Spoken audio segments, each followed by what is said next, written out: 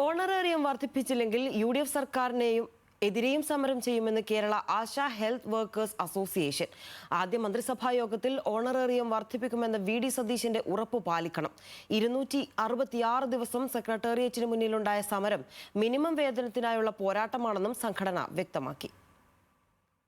ഈ ജനവിരുദ്ധ സർക്കാരിനെ താഴെയിറക്കി UDF അധികാരത്തിൽ തിരിച്ചു വരുമ്പോൾ ആദ്യത്തെ ക്യാബിനറ്റ് യോഗത്തിൽ നിങ്ങളുടെ കാര്യത്തിൽ തീരുമാനമുണ്ട്.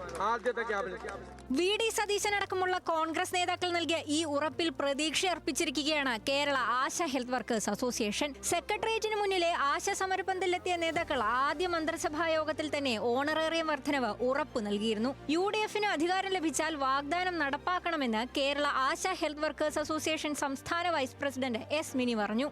പുതിയ ഗവൺമെൻറ് അധികാരത്തിൽ വന്നാൽ അവർ ഓണറേറിയം വർധനവ് നടത്തുമെന്നും മറ്റേ ആശമാർ ഉന്നയിച്ച ഡിമാൻഡുകൾ നൽകുമെന്ന് അവർ പ്രഖ്യാപിച്ചിരുന്നു.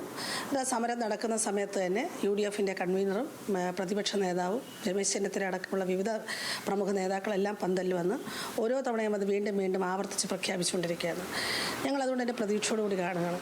LDF സർക്കാരിനെതിരെ 9 മാസത്തോളം നീണ്ട സമരമാണ് സംഘടന നടത്തിയത്. നേതാക്കൾ വാക്കുപാലിച്ചില്ലെങ്കിൽ UDF സർക്കാരിനെയും സമരം നടത്തുമെന്ന് മിനി പറഞ്ഞു.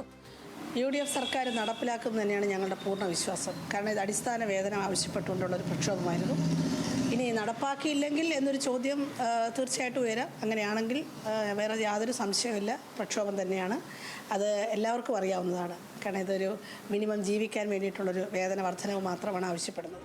ആശ ഹെൽത്ത് വർക്കേഴ്സ് അസോസിയേഷന്റെ സമരത്തെ ഇടത് സർക്കാർ കൈകാര്യം ചെയ്ത രീതി തെറ്റായെന്ന് പറഞ്ഞ CPI സംസ്ഥാന സെക്രട്ടറി ബിനോയ് വിശ്വത്തെയും മിനി വിമർശിച്ചു. സമരത്തിൽ CPIക്കും ഉത്തരവാദിത്തമുണ്ടെന്നും പ്രകടന പത്രിക നടപ്പാക്കാൻ എന്തുകൊണ്ട് ശ്രമിച്ചില്ലെന്നും മിനി ചോദിച്ചു. ബിനോയ് വിശ്വത്ത് റെപ്രസെന്റ് ചെയ്യുന്ന CPI അടക്കമുള്ള ഇടത് പാർട്ടികൾ ചേർന്നിട്ടാണ് ഒരു പ്രകടന പത്രിക കൊണ്ടുവന്നത്. ആശമാരുടെ വേതനം പ്രതിദിനം 700 രൂപയാക്കും എന്നുള്ളത്. അങ്ങനെ 3.5 കോടി ജനത്തിനും ഒരു പ്രകടന പത്രിക അച്ചടിച്ചു കൊടുത്ത് 4 വർഷം പിന്നിട്ടതിന് ശേഷമാണ് ഞങ്ങൾ പ്രക്ഷോഭം ആരംഭിക്കുന്നത്.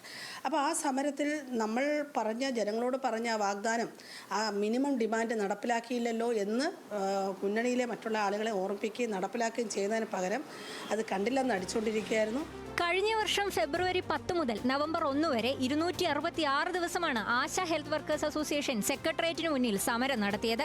മിനിമം വേതനം 21,000 രൂപയായി വർദ്ധിപ്പിക്കണമെന്നും വിരമിക്കൽ ആനുകൂല്യമായി 5 ലക്ഷവും പെൻഷനും നൽകണമെന്ന് ആവശ്യപ്പെട്ടായിരുന്നു സമരം. സംസ്ഥാനം നൽകുന്ന 7,000 രൂപ ഓണറേറിയവും കേന്ദ്ര സർക്കാർ നൽകുന്ന 1,500 രൂപ ഇൻസെന്റീവുമായിരുന്നു സമരം തുടങ്ങുമ്പോൾ ആശമാർക്ക് ലഭിച്ചത്. തദ്ദേശ തെരഞ്ഞെടുപ്പിന് മുൻപ് സംസ്ഥാന സർക്കാർ 1,000 രൂപ വർദ്ധിപ്പിച്ചതോടെയാണ് സമരം അവസാനിച്ചത്. പിന്നീട് ബജറ്റിലും 1,000 രൂപ വർദ്ധിപ്പിച്ചു. ഇതിനിടെ കേന്ദ്രവും 2,000 രൂപ ഇൻസെന്റീവായി വർദ്ധിപ്പിച്ചിരുന്നു. എങ്കിലും മിനിമം വേതനം വർദ്ധിപ്പിക്കുന്നതുവരെ പ്രതിഷേധം തുടരാനായിരുന്നു കേരള ആശ ഹെൽത്ത് വർക്കേഴ്സ് അസോസിയേഷന്റെ തീരുമാനം. ന്യൂസ് മലയാളം, തിരുവനന്തപുരം.